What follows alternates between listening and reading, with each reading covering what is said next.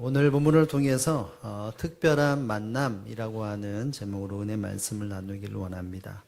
여러분, 사람들은 누군가를 만남으로 자신을 알게 되고 또 다른 삶의 기쁨과 희락과 즐거움을 누리게 됩니다. 삶의 보람도 느끼고 또 다른 차원 속의 삶의 영역이 넓어진다라고 말할 수 있겠죠. 부부와의 만남이 그렇고 혹은 자녀와의 만남도 그렇고 형제의 만남도 그럴 것입니다. 혹은 동료들과의 만남을 통해서도 직장에서의 진정한 기쁨을 누리기도 합니다. 또는 교회 안에서도 성도들과의 만남을 통해서 하나님의 사랑들이 경험되어지면서 하나님의 사람다움에 교회가 풍성함에 이르기도 됩니다.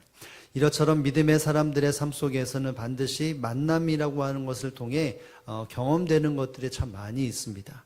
모든 만남 중에 특별한 만남, 가장 가치 있는 만남은 바로 하나님과의 만남이라고 생각할 수 있습니다. 그 누구를 만나는 것도, 사람을 만나는 것도 위로가 되고 힘이 되지만, 그러나 하나님을 만남이 그 어떤 것과 비교할 수 없는 최고의 만남이고 특별한 만남이라는 것을 알아야 합니다.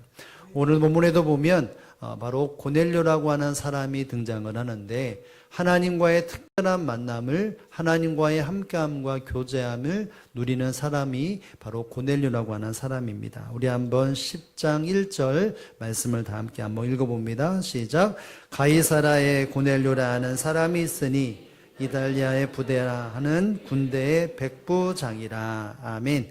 가이사라라고 하는 곳에 있는 고넬료라고 하는 이름을 가진 사람에 대해서 오늘 1절은 말을 하고 있습니다. 이 사도행전 10장 1절에 고넬료라고 하는 특별한 사람이 등장을 하는데, 여러분, 이 사람의 직업이 뭘까요? 군인입니다. 그런데 여기 보면 어떤 부대라고 나옵니까? 이달리아의 부대. 여러분, 이달리아, 머릿속에 떠오르는 비슷한 단어가 있죠. 이탈리아 부대입니다. 그리고 그 부대에, 즉 로마의 군인 100명을 다스리는 바로 군대장이라고 볼 수 있습니다. 여러분, 그때 당시에 군대장, 백부장이라고 하는 지위는 일반적인 사람과 차별되고 무엇인가 지위가 있고 권능이 있고 힘이 있는 자리라는 것을 알아야 합니다. 단순히 군인 중에 하나가 아니라 어느 정도의 위치가 있고 힘이 있는 사람, 권력이 있는 사람이라고 볼 수 있죠. 더군다나 그것은 이 이스라엘에 있는, 지금 이 지경에 있는 사람들은 바로 식민지였고 그 땅을 통치하는 나라가 로마였기 때문에 더욱더 큰 힘을 가진 존재라고 말할 수 있을 것입니다. 이와 같은 높은 권위와 능력이 있고 힘이 있는 이와 같은 고넬료에게 어떤 일이 벌어졌을까요? 여러분, 3절에 보면 그에게 특별한 일이 일어나는 것을 봅니다. 우리 한번 3절의 말씀을 다 함께 읽습니다. 하루는 제9시쯤 되어 환상 중에 밝히 봄에 하나님의 사자가 들어와 이르되 고넬료야 하니. 아멘. 여러분, 제9시쯤, 하루는 제9시쯤에 환상을 보았다라고 말합니다. 여기에 제9시는 우리가 생각하는 9시가 아니라 오후 3시쯤 됩니다. 이 오후 3시쯤에 일가가 진양되어지는 그 어떤 시점에서 환상으로 보게 되는데 하나님의 사자를 보게 됩니다. 그가 있는 곳에 이 하나님의 사자가 들어왔다, 임했다라고 표현을 하고, 그가 들어와서 이 고넬료의 이름을 부릅니다. 고넬료야라고 하는 똑똑한 음성으로 이 고넬료의 이름을 부르게 됩니다. 여러분, 하나님의 사자라고 말하는 것은 다른 말로 쉽게 이해한다면 하나님의 천사라고 말할 수 있습니다. 하나님의 천사가 나타났다라고 하는 것은 어떤 특별한 하나님의 뜻을 가지고 지금 임했다라는 것을 알아야 합니다. 특별히 여기 하나님의 사자라고 하는 단어를 본다면 그냥 뜻이 아니라 구속사적인 의미 속에서 하나님의 특별한 뜻을 보여주기 위해 천사가 나타난 것입니다. 여러분, 이 사도행전 전체의 맥락을 본다면 이 사도행전 9장까지는 유대 중심으로 복음이 선포되어지고 성령이 임하는 것을 드러납니다. 그러나 이 10장부터는 무엇이 바뀌냐면 무엇인가 확 바뀌는데, 그것이 무엇이냐면 이방인에게 복음이 전파되고 성령이 임하는 것이 등장을 합니다. 그러니까 이방인의 첫 시작점이 누구였느냐? 이 고넬료라고 하는 사람이었던 것이죠. 여러분, 이와 같이 이 하나님의 사자가 나타나서 고넬료라고 부르는 이 장면을 본다면 이 고넬료는 지금 특별한 시간을 맞이하고 있고 하나님과의 특별한 만남이 이루어지고 있다는 것을 우리는 발견할 수 있습니다. 이 땅의 수많은 만남 속에서 고넬료는 특별한 만남을 경험하는 사람이라는 것을 보게 됩니다. 아울러서 이 말씀을 통해서 우리도 인생에 수많은 만남이 있지만 하나님과의 만남을 누리기 위하여 이 고넬료라고 하는 사람의 삶의 모습, 하나님 앞에 어떤 사람이었는지를 보면서 우리도 특별한 만남을 누릴 수 있는 마음의 도전을 받는 시간이 될 수 있기를 주님의 이름으로 축복을 드립니다. 첫 번째로 이 고넬료의 삶을 볼 때 특별한 만남을 이루었던 이 고넬료의 사람은 어떤 사람이었습니까? 이런 사람이었습니다. 함께 한번 읽어봅니다. 경건한 사람. 이 고넬료는 경건한 사람이었습니다. 우리 한번 2절의 말씀을 다 함께 읽어봅니다. 시작. 그가 경건하여 온 지방과 더불어 하나님을 경험하며 백성을 많이 구제하고 하나님께 항상 기도하더니. 아멘. 여러분, 이 고넬료를 설명을 할 때 그가 경건하였다라고 하는 배경에 대해서 말합니다. 그의 삶을 통틀었을 때 한마디로 요약한다면 그는 어떤 사람이었을까요? 경건한 사람이었다라고 말합니다. 여러분, 경건하다라고 하는 말은 앞에서 물러나다 또는 움츠리다라고 하는 의미가 담겨 있습니다. 앞에서 뒤로 이렇게 물러나고 또 몸을 움츠린다는 것은 어떤 존재 대상 앞에 이와 같은 행동과 태도를 취한다는 것인데, 이와 같은 모습은 존귀한 분에 대한 존경심을 표시하는 것입니다. 내가 존경하는 사람, 내가 존귀한 분이라 여기는 사람을 만날 때 사람은 움츠려들고 가슴을 뻣뻣하게 튀고 고개를 뻣뻣하게 하는 것이 아니라 움츠리고 낮은 모습으로 취하는 것이죠.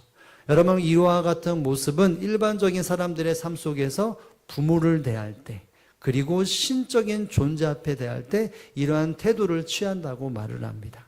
여러분, 이 말은 결국은 이 고넬료는 하나님 앞에서 이와 같은 태도로 겸손하고 움츠리고 그 하나님을 경외한 존귀한 여기로 존재한 분으로 여기고 그리고 존경심을 가지고 살았던 사람이었습니다. 이 경외감이, 경건한 삶이 그의 삶 속에 묻어있던 사람이었던 것이죠. 그런데 이 경건이라고 하는 삶의 모습이 뒷부분에 보면 실질적인 삶의 모습으로 드러납니다. 경건이라고 하는 것은 그저 단어로만 표현되는 것이 아니라 그렇게 표현된다면 삶의 열매가 있기 때문에 경건하다 이렇게 표현될 수 있는 것이죠.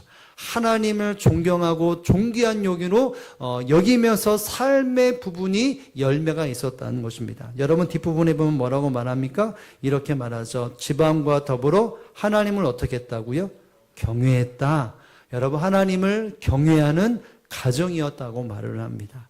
경외하다라는 말을 바꿔 말하면 두려워했다, 이런 표현이 될 수 있는데, 두려워 떨어서 두려운 것이 아니라 하나님을 존경하고 존중하기 때문에 그 안에 격을 갖추고 하나님 앞에 두려운 마음으로 다가갔다는 것입니다. 사랑을 배제한 채 기계적으로 어딘가에 멸망을 받지 않고 저주를 받지 않기 위해 사는 것이 아니라 사랑하기 때문에 최고의 격식을 갖춰 하나님 앞에 나갔다는 것이죠. 여기 보면 하나님 앞에 온 가족이 경외했다, 이 말을 다루 말한다면 하나님을 섬겼다라는 말입니다. 온 가족이 하나님을 예배하고 하나님을 온전히 섬기는 삶의 순간순간들을 살았던 그 가족들, 온 가족이 하나님을 전심으로 사랑하는 마음으로 섬겼다는 것이죠. 여러분, 그 뒤에 보면 백성을 많이 구제했다라고 말합니다. 여러분, 백성을 어떻게 구제했다고요? 많이 구제했다. 여러분, 지금 이 백부장은 신분이 어느 나라의 신분입니까? 로마의 시민권을 가지고 있는 사람이고요. 더군다나 군대 백부장입니다. 그런데 많은 사람들을 구제했다라고 하는 것은 누구를 구제했다는 말일까요? 모든 사람들 안에 로마인도 있고 많은 사람도 있겠지만 여기서 말할 때 많은 백성을 구제했다라고 하는 것은 유대인들을 말을 합니다. 여러분, 이거는 좀 특이한 상황이기도 합니다. 왜냐하면 그때 당시에 로마의 군병들은 어떤 일을 행한다면 그 식민지에 있는 사람들의 가지고 있는 것을 착취하고 그 사람들을 못살게 굴어 자기 배를 불렀던 사람들이 일반적인 로마의 군대, 이 백부장의 모습이었습니다. 그런데 이 백부장은 하나님 앞에서 어떤 삶을 살았느냐? 하나님의 마음을 품었더니 연약하고 힘들었던 삶에 있는 사람들을 그냥 보내는 것이 아니라 할 수 있는 대로 다 도와준 것입니다. 물질로도 도와주고 필요한 것을 도와주고 군대들의 어떤 부하들이 도와줄 수 있는 것은 대민전하는 것처럼 다 도와주는 이와 같은 많은 사람들을 구제했습니다. 이 사람은 나에게 좋게 하는 사람, 이 사람은 나에게 잘 보이는 사람, 몇몇 사람이 아니라 많은 사람, 눈에 보이는 연약한 사람, 힘든 사람, 괴로움에 있는 사람, 삶 속에 시리에 빠져 있는 사람, 무엇인가 삶의 균형이 잡힌 사람들에게 전심으로 다해서 구제하고 물질로, 시간으로, 능력으로 다 도와주는 구제하는 사람이었습니다. 그리고 무엇보다 마지막에 보면 그는 항상 뭐한 사람이었습니까? 기도했습니다. 여러분 여기서 참 다 중요한 것인데 여기서 하나님을 경외하고 섬기고 또 하나님을 섬겼더니 그 사랑의 마음으로 수많은 사람들을 돌보는 것, 여기 정말 하나님의 은혜대로 삶을 살았지만 중요한 것은 그 모든 순간순간마다 하나님 앞에 기도했다는 것이죠. 내 생각과 판단대로 이 일들을 행한 것이 아니라 하나님을 의지하고 신뢰하고 하나님의 뜻이 무엇인가 그렇게 간청하고 기도하면서 하나님을 섬기고 수많은 사람들을 구제하는 삶을 살았던 것입니다. 여러분, 이 고넬료는 하나님을 섬긴다, 하나님을 믿는다라고 표현할 때 말로만 형식으로만 한 것이 아니라 실질적으로 하나님을 섬기는 열매가 있었고 또 수많은 사람들을 세우고 돕고 돌보는 일도 실제적인 열매가 있었습니다.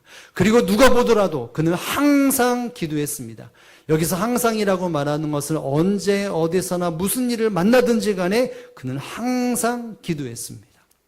좌로나 우로나 치우치지 않고 자기의 판단으로 치우치지 않고 전적으로 하나님의 뜻과 하나님의 마음을 가지고 하나님을 섬기고 사람들을 섬겼다는 것을 말하고 있습니다.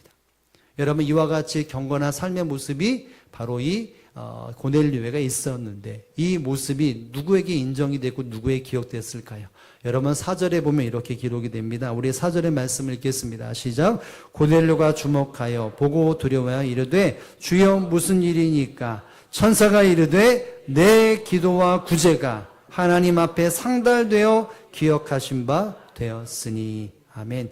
고넬료의 기도와 구제를 누가 기억하셨다고 말하죠? 하나님이 기억하셨다라고 말합니다. 여러분, 사람들에게 보이려고 자신의 위치에서 난 이런 사람이야 과시하려고 행한 것이 아니라 하나님이 기억하실 만한, 자기를 드러내거나 자기의 이름이 높아지거나 자기의 업적을 쌓으려고 하는 것이 아니라 하나님만을 바라보고 이 일을 행했다는 것입니다. 하나님의 앞에서 경건한 삶의 모습이 하나님께서 기억하신 바 되었다. 사람들은 알아주지 않았을 수 있을 것이고 사람들이 뭐라고 할 수 있지만 그것에 자주지한 것이 아니라 그는 전적으로 하나님만을 바라보고 하나님을 섬기고 수많은 사람들을 구제했다는 것이죠. 여러분, 그러니까 누가 기억했다고요? 하나님이 기억하셨다는 것입니다. 여러분, 경건의 삶이라는 것은 사람들에게 인정받게 하는 것이 아니라 하나님께 인정되는 그와 같은 진실한 마음으로 경건한 삶의 열매를 맺는 자가 되어져야 합니다. 여러분, 결국 고넬료는 이와 같이 신앙과 믿음이 삶 속에 열매 맺는 경건한 사람이었습니다. 그래서 하나님과의, 주님과의 특별한 만남을 가지고 살았던 것입니다. 인격적으로 하나님을 존중하고 하나님을 섬기고 그러다 보니까 주의 마음이, 주의 시선이 어디에 있는 것을 너무나 잘 알았기에 하나님을 사랑하기에 수많은 사람들을 실제적으로 사랑의 열매를 맺었고 그곳에 좌로나 우로나 치우치지 않고 하나님 중심에서 끝까지 삶을 살았더니 하나님은 그에게 특별한 은총과 만남으로 역사하시고 응답하셨다는 것을 우리는 기억할 수 있어야 합니다. 여러분, 신앙과 믿음은 반드시 삶의 열매를 맺어야 그 신앙이 진짜라고 말할 수 있습니다. 겉으로, 입으로만 신앙인이 아니라 삶의 모습 속에서 하나님이라고 하는 존재를 인식하며 하나님을 하나님의 법대로 섬기고 그리고 수많은 사람들에 대하여 서로 돌봄의 역사가 이루어지는 이와 같은 은혜가 하나님의 사람들의 모습에 하나님의 은혜가 더해진다는 사실들을 기억할 수 있어야 합니다. 여러분, 우리가 아는 것처럼 하나님의 사람들은 실제적으로 경건한 삶을 통하여 하나님을 가까이하고 은혜를 누렸다는 것을 우리는 기억할 수 있어야 합니다. 성경에 하나님의 사람의 삶의 특징에 대해서 수많은 지면에 드러나고 있는 것은 한마디로 경건한 삶을 살았던 사람이 하나님과 함께했던 사람의 모습이었고 하나님의 은총이 맺던 사람입니다. 여러분, 시편 4편에 보면 다윗이 지은 시인데 이 다윗은 하나님 앞에 하나님이 어떤 존재이고 그 하나님이 어떤 사람을 선택하여 일하신다라고 하는 것을 기록하고 있는데요. 여러분, 우리 시편 4편 3절의 말씀을 다 함께 한번 읽어봅니다. 읽어보겠습니다. 시작. 여호와께서 자기를 위하여 경건한 자들을 택하신 줄 너희가 알지어다. 내가 그를 부를 때 여호와께서 들으시리로다. 아멘. 여러분, 다윗이 뭐라고 말합니까? 여호와께서 자기를 위하여 누구를 택한다고요? 경건한 자를 택하신 줄을 너희가 알지어다.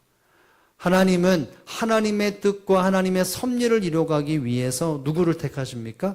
경건한 자를 택하십니다. 여러분, 일을 잘하고 능력이 많고 지식이 많고 경험이 많고 사람들에게 박수받고 존경받는 사람보다 어떤 사람을 하나님이 선택하십니까? 경건한 사람을 선택합니다. 삶에 드러남이 없고 혹은 사람들에게 인정받지 못하고 인지도가 떨어지더라도 혹은 지식이 없고 혹은 경험이 없더라도 하나님을 경외하는 삶의 열매가 있는 사람들, 하나님을 온전히 섬기고 하나님의 사람들을 사랑하고 하나님의 시선으로 사람을 돌보는 사람, 그리고 그 모든 것 가운데 하나님만을 높이는 사람들을 하나님은 선택하사 하나님의 뜻을 이루는 하나님의 종으로 세우신다라고 말을 합니다. 여러분, 하나님은 하나님을 드러내는 자를 사랑하신다는 것이죠. 그를 사용하십니다. 경건한 능력 있는 자들을 사용하신다는 것이죠. 여러분, 우리는 이 말을 기억하지 않습니까?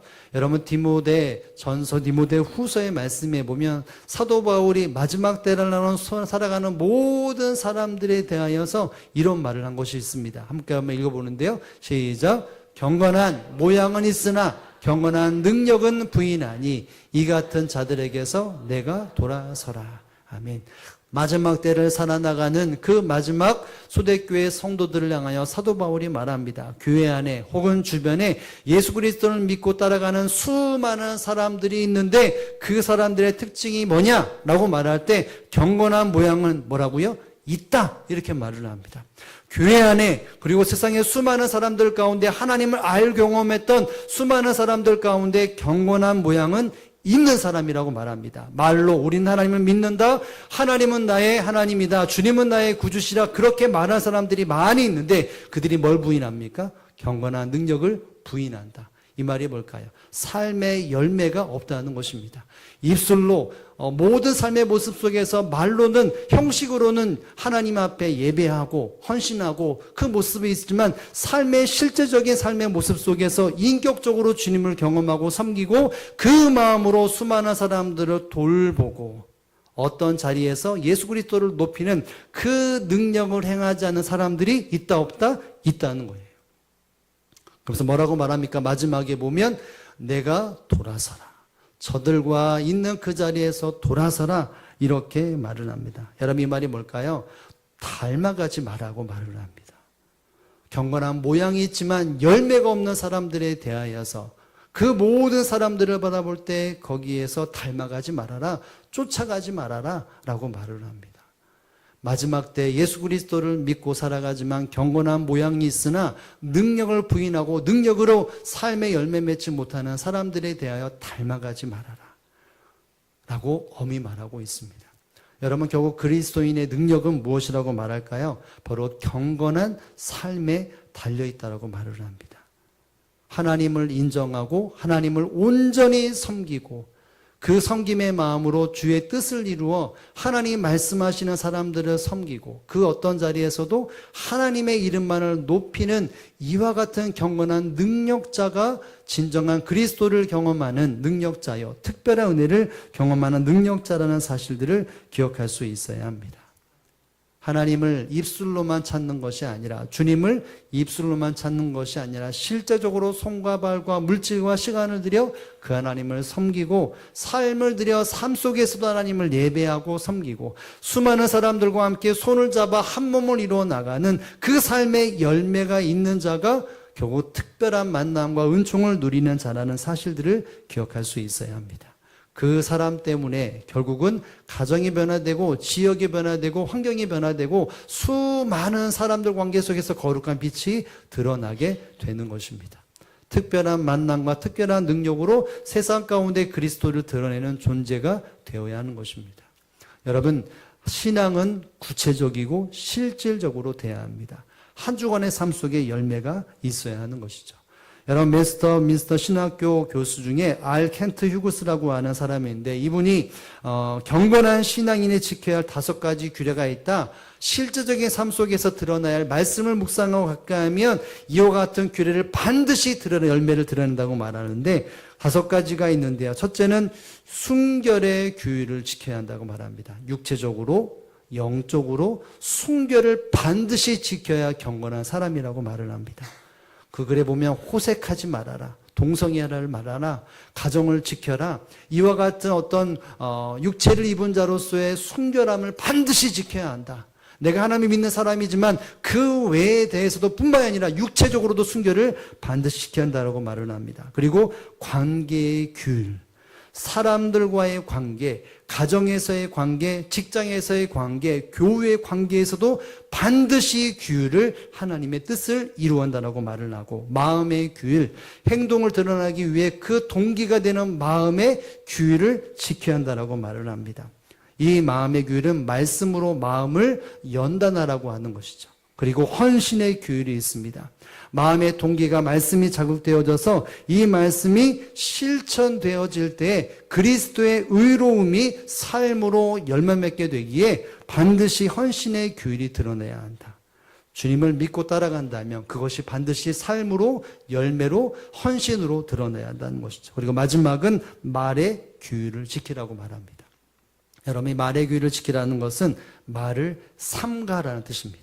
많은 말을 하지 말라는 것이죠. 그러면서 이렇게 말합니다. 조심히 하는 능력이, 말을 할 때 조심하는 능력이 있어야 되는 것이죠. 생각하는 대로 말하지 말고, 충동적으로 말하지 말고, 말에 무게감이 있고 책임이 따르는 말을 하라고 말을 합니다. 그렇죠? 그러면서 이 말은 기도의 입술이 되어야 한다고 말을 합니다. 어떤 말보다 기도의 말로 하나님 앞에서 규율을 지켜내야 한다라고 말을 합니다. 이 실제적인 5가지를 지키는 것이 바로 경건한 사람의 능력이라고 말을 합니다. 사랑하는 성도 여러분, 저와 여러분이 이와 같이 경건한 능력자들이 되어져서 하나님이 이루시는 그 특별한 은총을 누리시는 저와 여러분의 삶이 되어지기를 주님의 이름으로 축복을 드립니다. 여러분, 2번째는 이것입니다. 함께 한번 읽어볼까요? 고넬료는 어떤 사람이었기에 특별한 만남을 가졌습니까? 순종의 사람이었습니다. 우리 한번 5절의 말씀을 다 함께 한번 읽어봅니다. 내가 지금 사람들의 요바에 보내어 베드로라는 시몬을 청하라. 천사가 나타나서 고넬료야 라고 말하면서 무슨 말을 하면, 야, 너는 어떤 삶을 살았냐 물어보지 않고 직접적으로 명령합니다. 내가 지금 당장 사람을 요바로 보내어서, 베드로라고 하는 사람을, 이 시온을 청하라고 말하는 것은 불러오라는 말입니다. 야, 너 지금 당장 사람들을 요바로 보내어서 베드로를 불러와, 이렇게 명령을 합니다. 여러분, 이 자체만으로도 좀 무엇인가 부드럽게 가는 분위기보다도 이 군대의 지휘관인데 명령을 하달했다는 자체가 어떻게 보면 이 군대의 지휘관으로 뭔데 명령하는데 이런 마음이 있지 않겠습니까?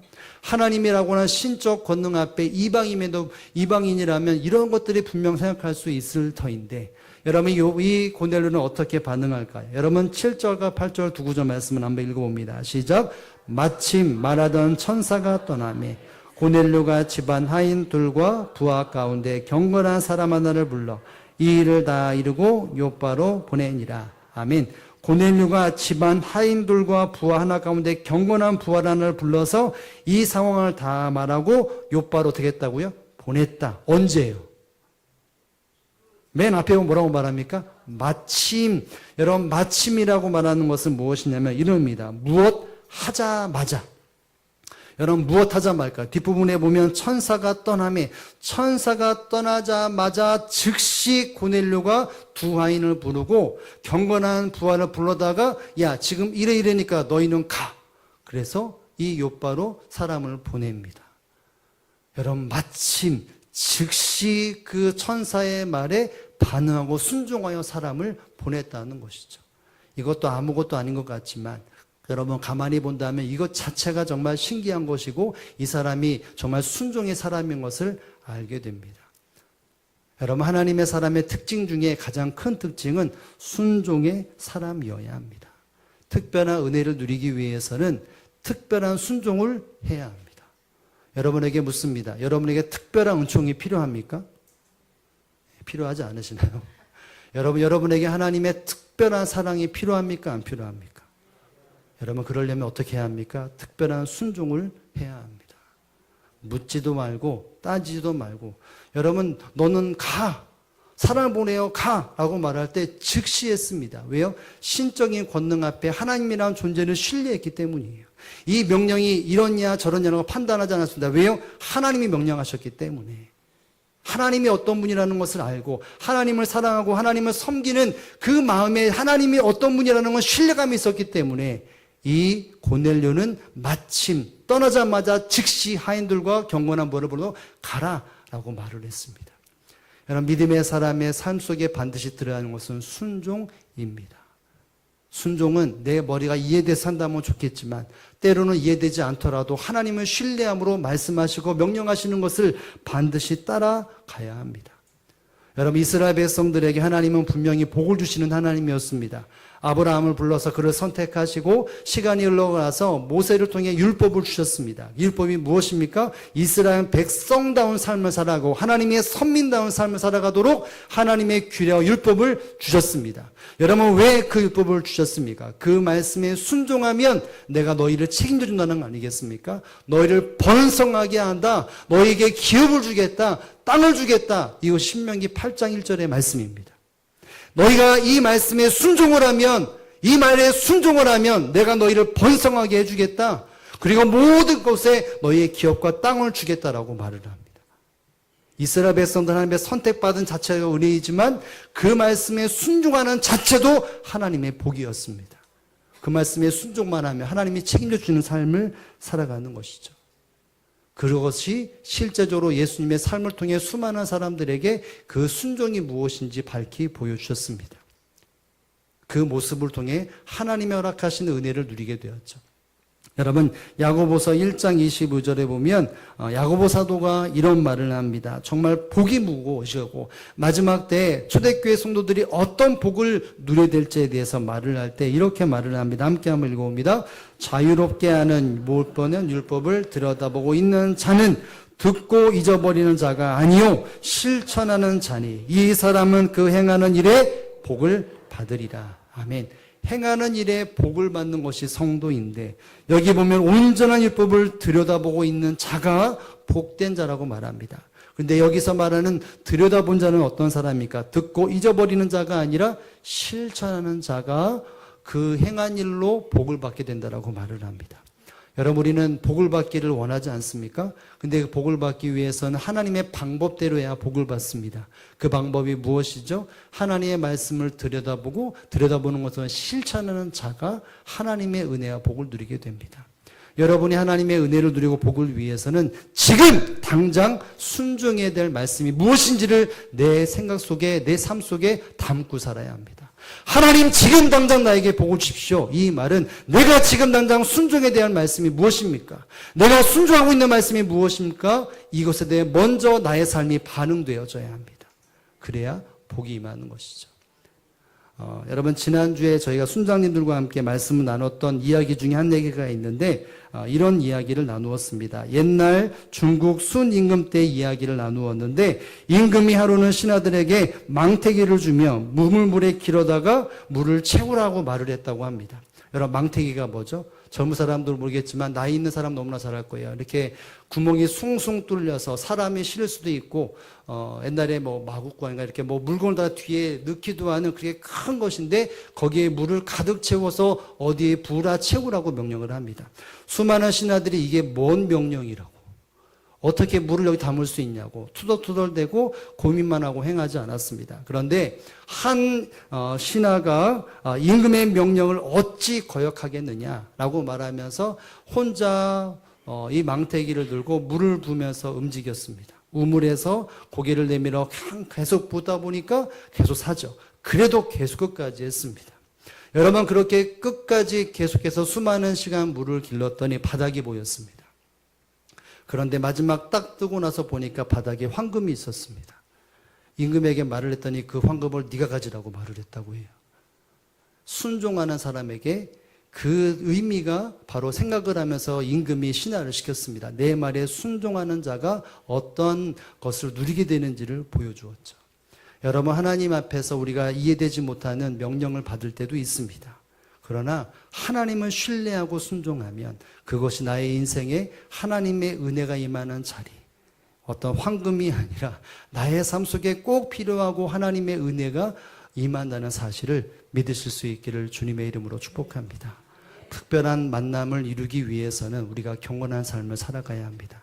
그리고 무엇보다도 그 경건한 삶 속에서 주님 앞에 순종의 삶을 살아가야 합니다. 그러면 특별한 은혜가 넘친다는 사실들을 기억하며 이와 한 주간 그와 같은 삶을 사시는, 그 삶을 살아내는 저와 여러분이 또 2024년 또 마무리가 잘 되길 주님의 이름으로 축복합니다.